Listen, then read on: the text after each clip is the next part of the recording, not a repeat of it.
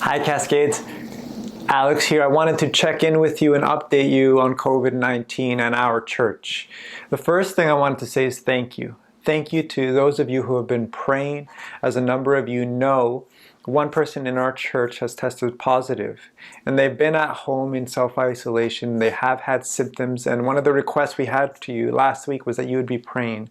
Well, this week they are doing a bit better. They're still feeling those symptoms and are still in isolation, and they need our prayers.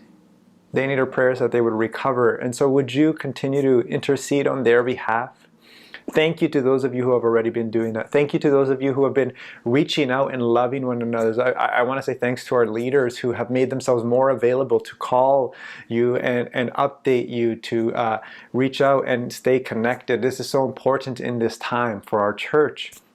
And so I just want to say thank you for that. I also want to say thank you to those of you who have been not only praying and checking in, but giving and looking for opportunities, not just at Cascades, but within our community and in our city to care for people. This is a beautiful thing. This is not a time for us as a church to be panicking and hoarding, but rather for us to embrace the generosity of Jesus, which is often was sacrificial and is actually looking for these opportunities. And so I just want to say thank you to those of you who are doing that. I also wanted to share with you a few updates if you just need to know these things. The first is this.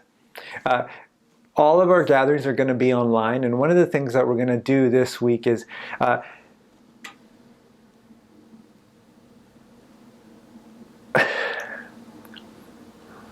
also have a few announcements to share with you. And so the first is this.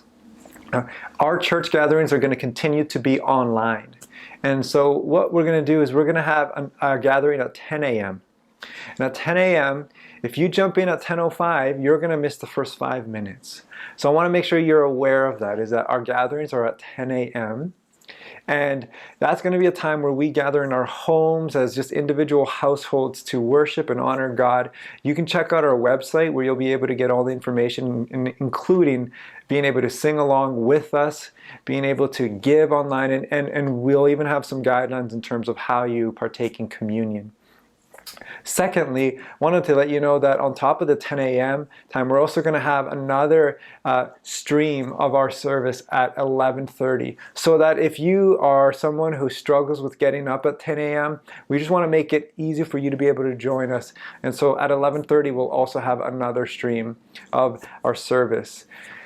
Secondly, I want to let you know that our community groups still matter, and one of the key ways we're going to continue to stay connected is through Zoom or using another app that allows us to talk over video. This has been a hugely important thing for people to keep in touch. I know many of you are extroverted, and Cascades loves to stay connected, so I encourage you, even if you aren't part of one, to start using those apps to connect with one another, to pray for one another. We need one another. And you know what? Others in our community need us too. And so let's be present in that way. Other thing to let you know about is that we've started a month of prayer and fasting, and each day we have a different theme where we pray through. And so I invite you to join us. We started on Monday, but this is something you can join in at any time. And this is something that other churches in our city are partnering with us in. You can sign up for a morning, an afternoon, or an evening.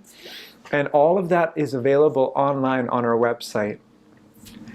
I also want to let you know that next week, on Wednesday, we are going to have an online prayer meeting. We're going to do this in the afternoon, and it's just going to be a way for us to come together from the comfort of our homes and pray together. And so I invite you to join us. There'll be a Zoom link that we'll share with you so that you can come and join us in that time of prayer.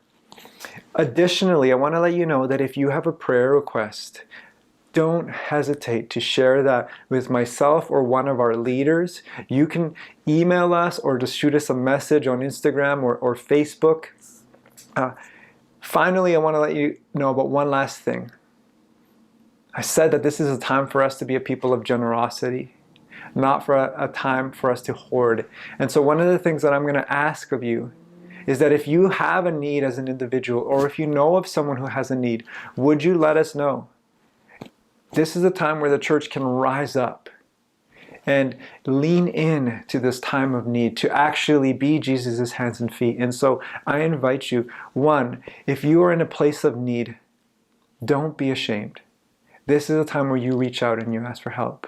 But secondly, if you know of someone who could use some help, would you let us know? It could be groceries. It could be you've been laid off and you're waiting for those EI payments to come in. Whatever it might be, please talk and let us know. We want to walk alongside of you at this time.